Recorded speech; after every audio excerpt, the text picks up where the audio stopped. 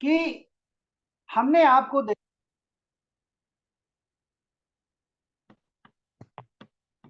हमने आपको देखा, तो हम ये जो जप तप कर रहे हैं, और भगवान को देख के कौन नहीं मोहित होता। तो ऋषिगण इतने मोहित हो गए और मन ही मन सोचने लगे कि प्रभु, ये मनुष्य शरीर क्यों दिया, हमें स्त्री बना देते।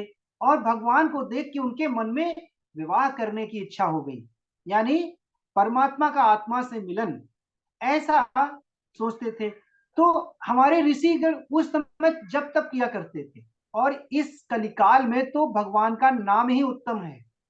तो हम कुछ भी करें, भगवान का नाम लेते रहें। इसी तरीके से क्या कहा, बड़े भाग्य मानुष तने पावा, सुर दुर्लभ सब ग्रंथ गावा, साधन धाम मोच करे द्वारा, पाए न जही पर लोक सवारा, पाए न जही पर लोक सवारा।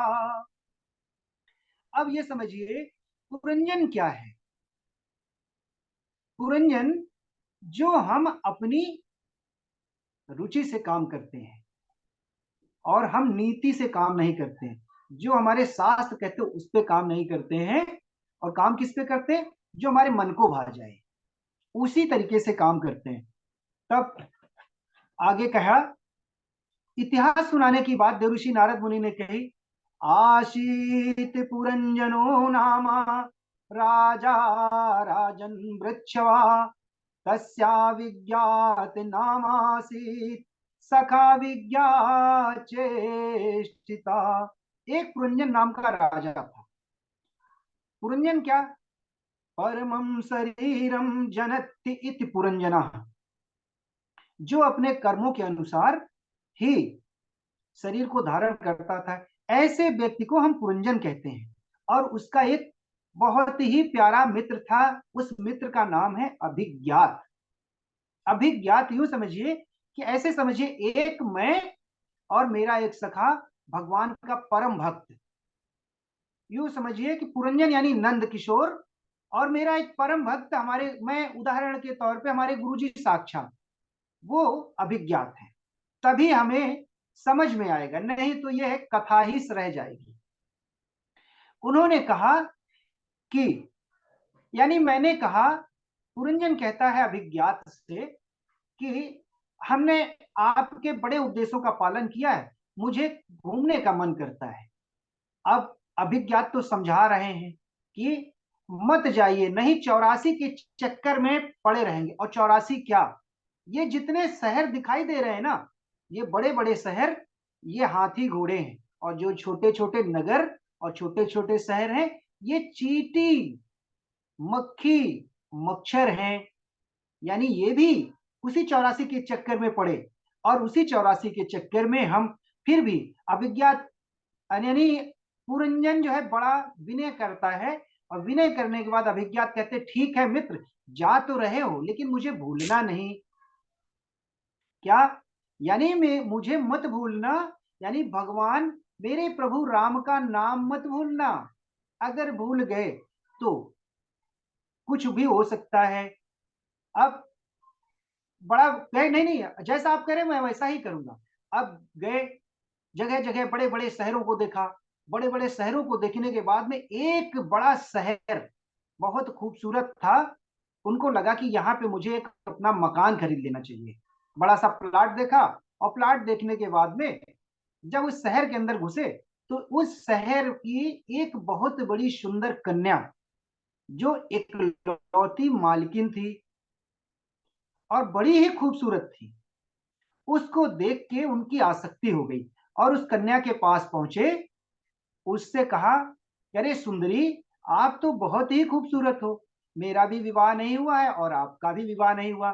तो वो कन्या क्या कहती है कि आप किससे बात कर रहे हो। इस कलिकाल में क्या होता है, हमारे प्यारे श्रोता बहुत से जो है नवयुवक साथी किसी कन्या को देखते हैं और उसके पीछे लग जाते हैं। अब जानते नहीं है कि वो कौन है, और अपनी योग्यता नहीं जानते। यानी पुरंजन जो है अपनी योग्यता ना जान के और उस महारानी के पास पहुंचता है। महारानी से परिचय जब पूछता है कि महारानी अपना परिचय बताइए, तो महारानी कहती हैं देखिए, नाम मेरा तो कोई, मैं अपना नाम तो नहीं जानती हूँ।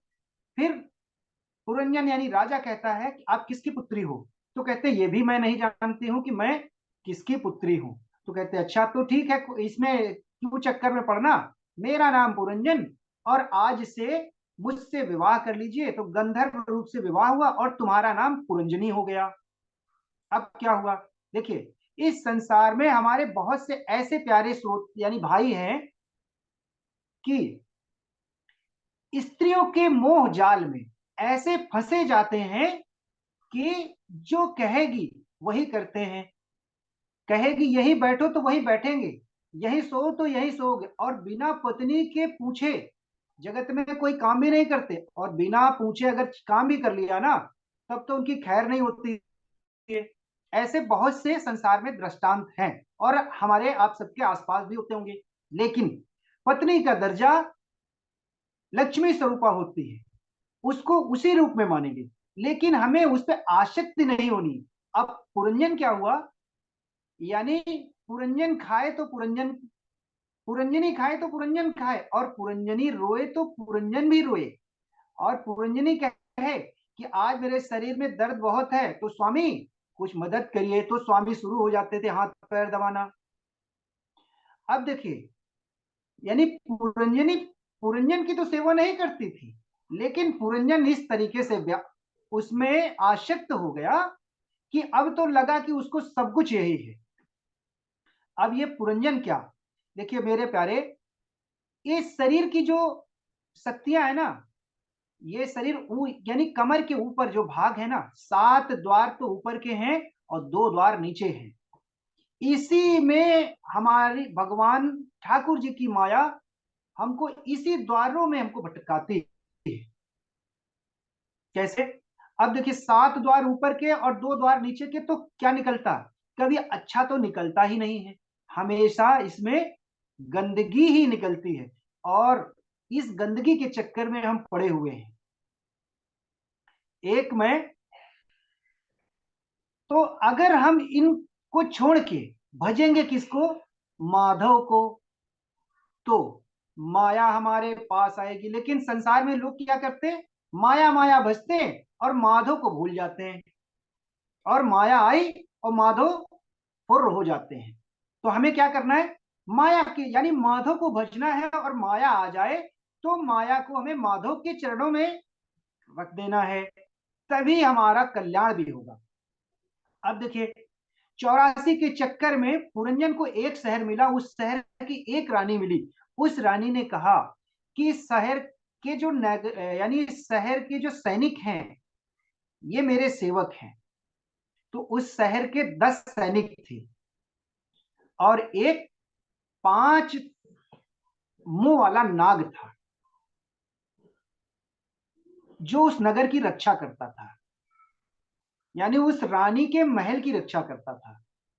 अब क्या हुआ, 10 कौन, 5 कर्मेंद्रियां और 5 ज्ञानेंद्रियां, और जो 5 नाग वाला जो फन है ना, प्राण वायु, उदान वायु, उदर वायु और अपान वायु, इस तरीके से 5 जो है ये फन है। और उस इन सब का मालिक कौन, वही पुरंजनी, यानी हमारी जो मति है, जो बुद्धि है, इन सब का मालिक बुद्धि। ये दृष्टांत जो है देव ऋषि नारद मुनि किसको सुना रहे हैं, प्राचीन बहिर को। मेरे प्यारे, कथा मत भूल जाइएगी कि तो कथा हो रही थी और कहानी कहां से आ गई बीच में। तो हम जब ये सोचेंगे कि इस कथा का सार क्या है, तो हमारे समझ में आएगा। अब इसी तरीके से, यानी बुद्धिम तु प्रमादाम विद्याधि, हम इन द्वारों के चक्कर में फंस जाते हैं। आगे, क्वचिद गायति गायत्याम, रुदत्याम रुदति क्वचिद, क्वचिद धसन्त्याम हसति, जलपत्याम मनु जलपति। यानी जैसा पुरंजनी करती थी पुरंजन वैसा ही करता था। एक दिन की बात है, पुरंजन जो है बिना पत्नी को बताए कहीं काम से चला जाता है। यूं समझिए कि हम घर में रहते हुए पत्नी में आसक्त होते हैं, एक दिन बिना पत्नी को कुछ बताए और हम चले जाते हैं मार्केट में 4 घंटे के लिए, फिर आते हैं तो क्या होता है, पत्नी एकदम फूल के कुप्पा हो रही होती है, गुस्सा करती है, बिना बताए तुम कैसे चले गए, रोज तो हमसे पूछ के जाते थे। यही जो है पुरंजनी ने कहा, और पुरंजनी कुपभवन में जाके बैठ गई और सारे वस्त्र अपने और जेवर सारे उतार दिए। अब पुरंजन आते हैं और देखते हैं, दासियों से पूछते हैं, अरे रानी कहाँ है? तो कहती रानी तो वहां पे है, बड़ी नाराज है। अब भाई पतिदेव क्या करें? पतिदेव गए और चरणों में बड़ा प्रणाम किए और क्षमा मांगे। अरे देवी, खुश हो जाओ, माफ कर दो, दोबारा जीवन में ऐसी गलती नहीं करूंगी। अब भैया स्त्री प्रसन्न हो गई, स्त्री को जहां प्यार से बोल दिया तो खुश। अब क्या हुआ आगे? एक दिन जरा नाम की एक कन्या थी जो कि बहुत काली थी, और देव ऋषि नारद मुनि रास्ते में मिल गए, और वो जरा नाम की जो कन्या थी विवाह करना चाहती थी। देव ऋषि नारद मुनि को जैसे देखा कि इससे सुंदर पुरुष तो कोई नहीं मिलेगा।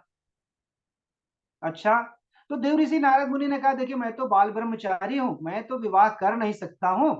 तब जरा नाम की कन्या ने देव ऋषि नारद मुनि को श्राप दे दिया, और श्राप दिया कि हे नारद जी, आज के बाद तुम एक स्थान पर कहीं टिक नहीं सकते हो। तो बोले ठीक है देवी, मुझे आपका ये श्राप स्वीकार है, लेकिन मैं आपसे विवाह नहीं करूंगी। अब जरा नाम की देवी ने कहा, अरे ऋषिवर, मुझे कोई मेरे योग्य लड़का बता दीजिए। अब क्या हुआ? बोले ठीक है, मैं तुम्हें एक लड़का बता दूंगा। अब देखिए, ऋषि थे, यानी ये कहिए गुरु थे, गुरु को शिष्य ने कुछ ऐसा कहा तो गुरु जी नाराज नहीं हुए। देव ऋषि नारद मुनि को जरा ने श्राप भी दिया, तब भी ऋषिवर नाराज नहीं हुए, और उनको लड़का भी बताए विवाह के लिए। बोले चंडवेग नाम के एक जो है पुरुष हैं, संवत्सर, उनके पास आप जाइए, वही आपसे विवाह करेंगे। अब देखिए, मैं यहाँ एक जरा कौन, आप देखिए, लोगों को अपने जन्म की तारीख पता होती है, मैरिज एनिवर्सरी पता होती है, बच्चों की बर्थडे पता होती है, हमने कब जीवन में स्कूल में एडमिशन लिया ये भी पता होता, लेकिन हम कब जरा रूपी वृद्धा अवस्था आ गई वो नहीं पता होता। एक एक पल, एक एक मिनट हम काल के मुख में जा रहे होते हैं, उसी चंडवेग के मुंह में समा रहे। चंडवेग यानी मृत्यु। अब जब जरा जो है चंडवेग के पास पहुंची, तो चंडवेग जी कहते हैं देखिए, मैं तो भाई बाल ब्रह्मचारी हूं, मैं किसी से विवाह नहीं कर सकता हूं। हाँ, हमारा तुम्हारा रिश्ता बन सकता है, तुम मेरी बहन बन जाओ, मेरा एक भाई है, उससे विवाह कर लीजिए। अब देखिए, समझने वाली बात है, भाई चंडवेग ने उसको बहन बनाया, तो चंडवेग का भाई जो संवत्सर है, प्रज्वर, प्रज्वर क्या होगा, वो भी तो भाई होगा। अब अपनी बात टालने के लिए, यानी यहां देखिए, मानस में मेरे प्रभु श्री राम ने क्या किया जब सूप न खाई, तो बोले कि भाई मैं तो विवाहित विवाहित पुरुष हूं, और मेरी अर्धांगिनी वो बैठी हुई है, मेरा भाई है, उससे जाके विवाह कर लीजिए। सूर्पनखा उनके पास गई, तो वो दृष्टांत आपको पता। वही चंडवेग ने क्या कहा कि मेरा भाई प्रज्वर है, उसके पास जाइए। प्रज्वर मतलब जब जब आप उम्र के कगार पे पहुंचते जाते हैं तो आपको तरह तरह की बीमारियां घेरती हैं। यानी हो सकता है कि आप प्राणायाम करते हो, योगासन करते हो और योग करते हो, उसके बाद भी शारीरिक रूप से बीमारियां घेर लेती हैं, वही प्रज्वर है। तो चंडवेग और प्रज्वर मिलके और जरा तीनों मिलके पुरंजन और पुरंजनी के नगर में आक्रमण कर देते हैं। आक्रमण जब किया, अब देखिए पुरंजन तो इतना मस्त था पत्नी विलाप में कि उसे कुछ पता ही नहीं था। एक दिन, अब चंडवेग ने कहा देखिए तुम हो काली, तो तुम्हारे योग्य ही जो है लड़का भी चाहिए। अब दोनों भाई जरा का विवाह करने के लिए, अब बताइए भाई जरा से कौन विवाह कर लेगा? कोई आदमी जो वृद्ध हो, कोई सोचे कि 25 साल की लड़की उससे विवाह कर लेगी, कदापि नहीं करेगी। तब चंडवेग ने क्या कहा, मेरे पास 365 गोरे सैनिक हैं और 365 काले सैनिक हैं, जो तुम्हें अच्छा लगे उनसे विवाह कर लीजिए, और कोई मना करे तो मुझसे कहना। बोले बड़ी खुश हो गई भाई बहना उसकी। अब 365 क्या, जो काली रातें हैं 365 वो सैनिक हैं, और जो दिन है 365 वो गोरे सैनिक हैं। अब आप सोचिए, हम लोग जो है दिन और रात सब काट रहे होते हैं, पता नहीं किस समय पे हम किस कगार और किस उम्र की घड़ी पे पहुंचते हैं, और जान नहीं पाते कि आज मैं 35 का था, कल 25 का था, कल मैं 45 का हो जाऊंगा।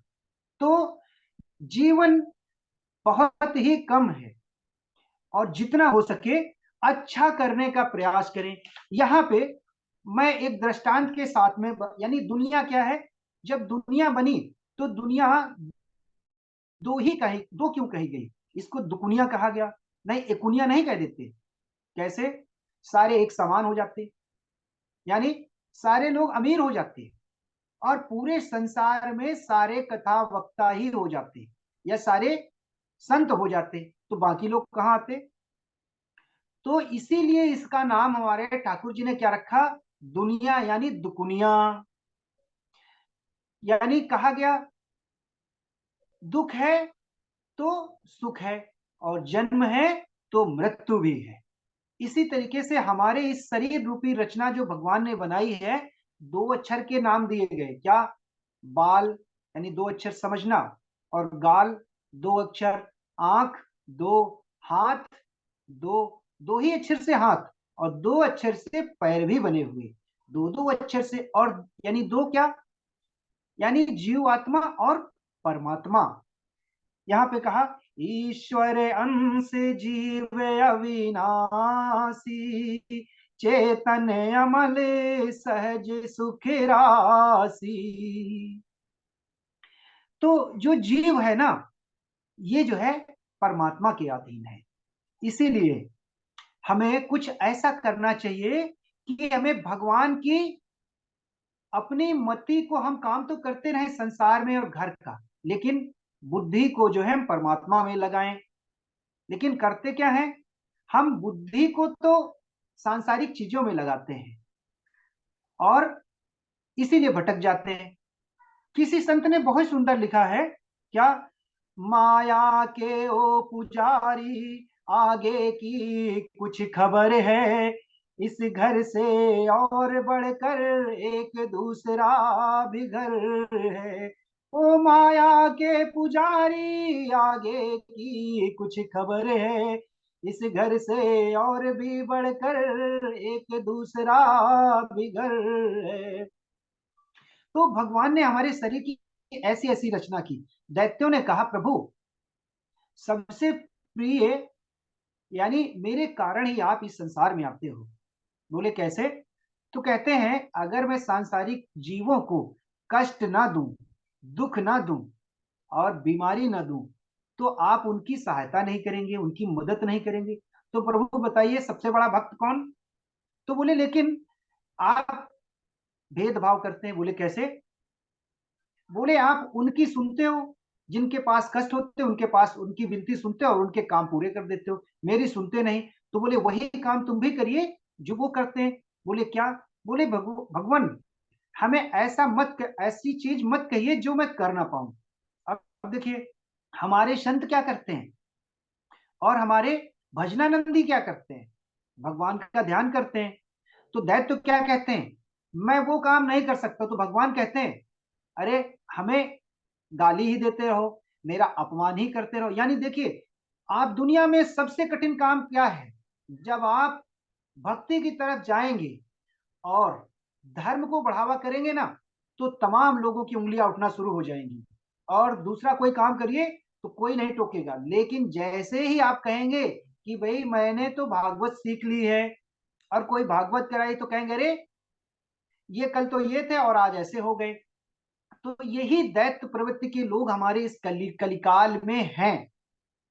अब दैत्य कहते हैं कि प्रभु, तो भगवान कहते ठीक है, तुम ऐसे ही भजो। इसीलिए देखिए, रावण क्रोध में भजता था, और विभीषण भाव से भजते थे, और कंस भी कैसे भजता था? डर डर के भजता था। कोई भी काली वस्तु देखता था तो भय खा जाता था, क्योंकि कृष्णा कृष्ण कृष्ण। तो यही कहते थे कि भगवान को भजिए, चाहे आप क्रोध में भजिए या प्यार से भजिए। ठाकुर जी तो भक्त वत्सल हैं, सबको मुक्ति देते हैं। इसी तरीके का दृष्टांत जब देते हैं तो यानी चंडवेद के जो 365 सैनिक होते हैं, पुरंजन और पुरंजनी के राज्य में जो है, जब हमला करते हैं, उसके भय से डरते हैं। उसी की वजह से उनके प्राण जो है छूटने में भयभीत होते हैं। अब अगर गर्दन के ऊपर से अगर प्राण निकल रहे हैं तो समझिए कि आपको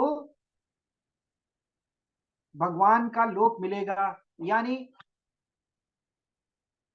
खुली होनी आंखें मुस्कुराती होनी चाहिए, मुंह मुस्कुराता होना चाहिए। अब बहुत से आपने देखा होगा, अंत समय में जब प्राण चले जाते हैं तो आंखें लोगों की टंग जाती हैं। इसीलिए कहते हैं कि भगवान का चिंतन हमेशा करना चाहिए। इस प्रसंग को जब आगे बताते हैं,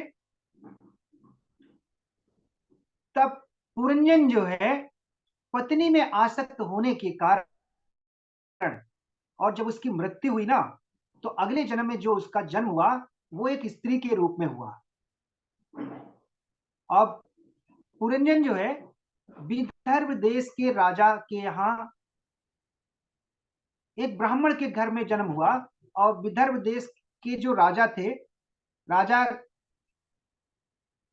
पांड नरेश मल्लध्वज नाम से, जो ब्राह्मण की पुत्री हुई, यानी जो पुरंजन था, जो अगले जन्म में जो जन्म हुआ, तो वो ब्राह्मण के यहाँ पे जो पुत्री बनी, पांड्य नरेश मलयध्वज से उसका विवाह हुआ। विवाह होने के बाद में बहुत सी संतानें हुई, और बड़ा आनंद लिया, सुख हुआ सांसारिक भोगों में, और भगवान का चिंतन भूल गए थे।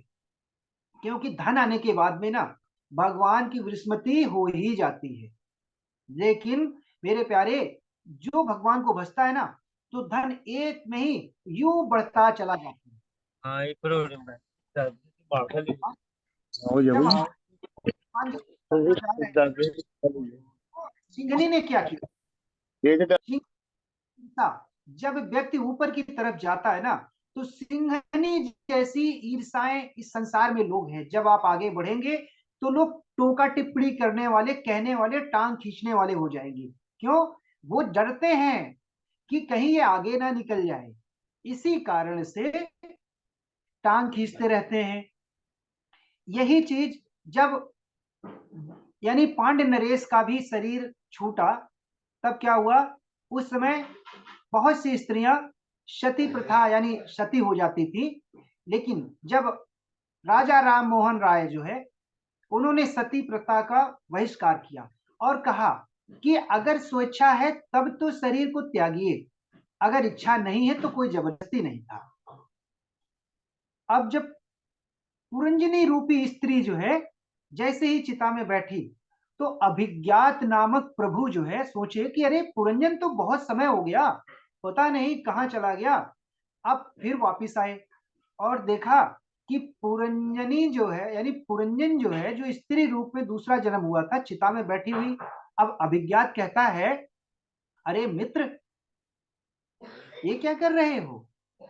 तो कहते हैं, अरे तुम्हें शर्म नहीं आती? मैं एक पतिव्रता स्त्री हूं, और मेरे पति की ये चिता है, उस पे मैं अपने शरीर को भस्म करना चाहती हूँ, अपने पति के साथ में आत्मदाह कर लूंगी, और तुम मुझे मित्र कहते हो? तब अभिज्ञात उन्हें याद दिलाते हैं और कहते हैं कि तुम मुझसे परमिशन लेके आए थे कि मैं कुछ दिन बाद वापिस आ जाऊंगा। तुम पूर्व जन्म में पुरंजन थे और 84 लाख शहरों को भट देखने गए थे, और वहीं पे तुमने, तब उन्हें याद आया कि हाँ, हमने एक पुरंजनी से विवाह किया था और उसके साथ में विवाह करने के बाद में मेरी ये गति हुई। जब ये कहा सुना उन्होंने, तब ढूंढते ढूंढते क्या हुआ, का तुम कस्यामि को वयम सयानो यस्सि सोचसी जानासि किम सखायम मामेनाग्रे विचरता। तुम कौन हो, यानी उसने कहा तुम कौन हो और मुझसे कैसे कह रहे हो कि मैं, तुम मेरे मित्र हो। इस तरीके से मुझे कहा, ना तुम विदर्भ दुहिता नायम वीरा सुहत्तवा ना पतिस्त्वं पुरंजनया रुद्धो नवमुखे अया माया एषा मया सृष्टा यति पुमान् सम्मिस्त्रिया सती मन्नसे नो भयं यद वै हंसोपया वयोर्गतिम। इस तरीके से जब दृष्टांत देते हैं, कहते हैं कि तुम ऐसे करके विदर्भ देश के यहाँ पे जन्म हुआ और तुमने नरेश मलध्वज से तुम्हारा विवाह हुआ। जब अभिज्ञात उन्हें बुद्धि देता है, बताता है, तो उन्हें याद आ जाता है और कहते हैं कि तुम सही समय पे आए हो। इस तरह राजा प्राचीन वहिर के कर्मों के द्वारा जब देव ऋषि नारद जी है उपदेश करते हैं, तो प्राचीन वहिर को पता चल जाता है कि ये क्या है। तत् तत्कर्म हरितोषाम यत्या विद्या तन्मर्तिमम। क्योंकि राजन, कर्म तो वही है जिसे करने से भगवान श्री हरि प्रसन्न होते हैं। अब हम संसार में कुछ कितना भी धन कमाएं, लेकिन भगवान का भजन और भगवान का चिंतन हमें करते रहना चाहिए। जब हम भगवान को भूलते हैं, इस तरीके जब देव ऋषि नारद मुनि उपदेश करते हैं, तब क्या हुआ, राजा प्राचीन वही अपने पुत्रों के यानी संतान उत्पन्न करने की अनुमति दे देते हैं। प्राचीन वही अपने पुत्रों को संतान उत्पन्न करने की अनुमति देते हैं और कहते हैं कि तुम जो है संसार में संतान उत्पत्ति करिए। अब प्रचिताओं का विवाह हुआ प्रेम लोचा अप्सरा की कन्या से। किससे? मरीसा से। और उनके जो है कई सारी संतानें हुई और प्रचिताओं के यहाँ पे दक्ष नामक पुत्र का जन्म हुआ और दक्ष नामक पुत्र के यहाँ पे फिर ये सृष्टि जो है सभी जीवों से भर गई और पश्चिम दिशा समुद्र तट पे जलांजलि मुनि के आश्रम में चले गए। और देव ऋषि नारद मुनि का जब सत्संग पाए और सत्संग के कारण फिर प्राचीन वहिर को सदगति हुई। यहाँ पे कहा सदगति कैसे? देव ऋषि नारद मुनि ने 3 लक्षण बताए और बोले कि इस संसार में प्रभु ये बताइए भगवान कैसे खुश होंगे। तो कहे कि इस प्रकृति में 3 तरह के गुण हैं। क्या? सत्य, रज और तम। सत्य रज गुण क्या? यानी जो सरल सरल स्वभाव का हो, शांत हो, जिसका मन भगवान के भजन पाठ में लगता हो और गुरु की आज्ञा से गुरु बोले कि कुएं में कूदना है तो कूद जाओ और गुरु बोले ये करना है तो कर जाओ। क्योंकि गुरु ही एक ऐसा माध्यम है कि हमें परमात्मा से मिला सकता है, सांसारिक चीजों को दिला सकता है। ये सतरज गुण है। और तमोगुण क्या होता है? तमोगुण वो जो प्लानिंग तो बहुत बड़ी बड़ी करता है कि मैं ये कर लूंगा, कागज में लिख लेता है कि मैं इतने सारे आज काम करूंगा, एक जगह टिकता नहीं है और जब भी पढ़ने की बात आती तो सोचता है कि मुझे सब कुछ आ गया। ये होते हैं कौन से? रजोगुणी। और तमोगुणी तो वो होते हैं जो आलस्य, जो आलसी होते हैं, जो कहते हैं आज मेरा दर्द हो रहा, आज मेरा मन नहीं है जाप करने में, आज कथा सुनने में मेरा मन नहीं है। और क्रोध तो पल पल में आता है और शांत भी हो जाते हैं। यही तमोगुणी होते हैं। तमोगुणी का मतलब नहीं कि दारू मांस मदिरा वाले, ये भी तमोगुणी का ही लक्षण है। और दूसरा यानी जिस काम की अधिकता हो जाए, क्रोध का बार बार आना, आलस्य का बार बार आ जाना, ये तमोगुणों के लक्षण है। देव ऋषि नारद मुनि तीन उपदेश देते हैं। क्या? तीन तरह के उपदेश देते हैं। और क्या कहते हैं? जो संसारिक मेरे प्यारे, जो तीन चीजों को जीवन में अपना लेगा, सदैव दुखी नहीं होगा। दयाया सर्वभूतेषु संतुष्टया येन केनवा सर्वेन्द्रियोपशांतुष्या तया सुजनार्दना। यानी सर्वभूतेषु, हमें सब पे एक समान दया का भाव रखना है। हमें हमारे गुरु ने ब्रह्म वाक्य में कहा कि श्रीमद् भागवत भगवान श्री कृष्ण का शब्दमय विग्रह हृदय है, तो हमें स्वीकारना चाहिए और सभी को एक समान देखना चाहिए। दूसरा क्या बताया? संतुष्ट एन केनवा, हमें ऐसे खुश रहना चाहिए जो हमारे पास संसार में प्रभु ने दिया है ना। हमें अगर दो नेत्र दिए हैं, हाथ पैर सलामत है, निरोगी काया दी हुई है, और धन संपत्ति, पति पत्नी, बच्चे दिए हुए हैं, तो भगवान का हमें धन्यवाद करना चाहिए और हमेशा कहना चाहिए, हे प्रभु, आपने जितना दिया है मैं आपका शुक्रिया करता हूं। और कर्म करते रहिए, और कर्म में होगा, आपका कर्म अच्छा होगा तो बहुत अच्छे बन जाएंगे। तीसरा उपदेश क्या किया? सर्वेंद्रियो शांतयाचा, यानी हमारी जो सर्वेंद्रियां हैं, हमें अपनी इंद्रियों को कंट्रोल रखना चाहिए। क्या? सांसारिक चीजों में भटकना नहीं चाहिए। और हमारे प्रभु जनार्दन जगन्नाथ भगवान श्री हरि प्रसन्न हो जाते हैं। और ये जब इस तरह का हम लोग जब करते हैं ना, तब भगवान खुश होकर आनंद की अनुभूति प्रदान करते हैं और कहते हैं, यही मेरा सच्चा भक्त है। आज की कथा को मैं यहीं पे विश्राम देता हूं और एक भजन के साथ में कथा को पूरा करता हूं। राम सिया राम जय जय राम। ओ राम सिया राम जय जय राम। मंगल भवने ओ मंगल हारी, द्रवहु से दशरथ अजर बिहारी। राम सिया राम जय जय राम।